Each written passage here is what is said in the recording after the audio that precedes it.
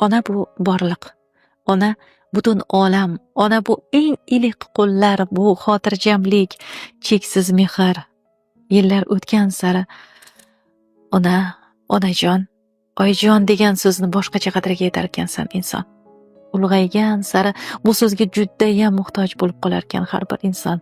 Qani endi vaqt ortga qaytsa-yu, ana o'sha jajji qizchaga aylansang, bolachaga aylansang, tizzalariga bosh qo'ysang, so'zsiz tushunadigan mehr ummonidir ona. Sog'inar ekansan odam. Inson ulg'aygan sari shunchalar onaga muhtojlik kuchayib boraverar ekan. Hayratlanarlisi bilasizmi nima?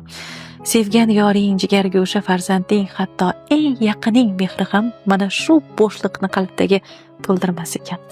Ona hech qachon ranjimasin, bu gunoh, bu mumkin emas. Chunki u ona.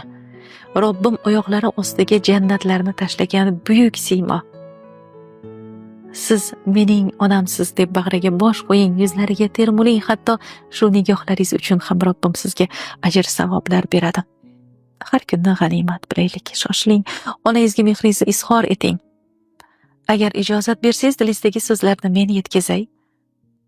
Ona, men sizni judayam yaxshi ko'raman. Meni dunyoga keltirgan farishtam sizsiz.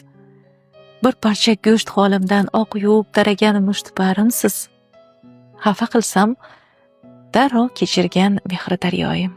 Sizni hech kimga alishmayman, chunki siz hech kimga ozor bermaydigan zotsiz. Sizni yaxshi ko'raman onajon. Ba'zan yo'q, bormaysan yoki mumkin emas desangiz, men noshudsiz haqingizda onam doim qattiqqo'llik qiladilar. Meni tushunmaydi deb xafa bo'libman. Bilmabmanki, bu so'zlar ortida aslida xavotir, meni yomonlardan va noxushlikdan asrash, avaylash hissi borligini. Bu kabi yana ko'plab o'zim bilmay sizdan xafa bo'lganlarim sanog'i yo'q. Kechiring onajon. Aslida men sizni tushunmabman. Men ham mingdan ming sizdan roziman.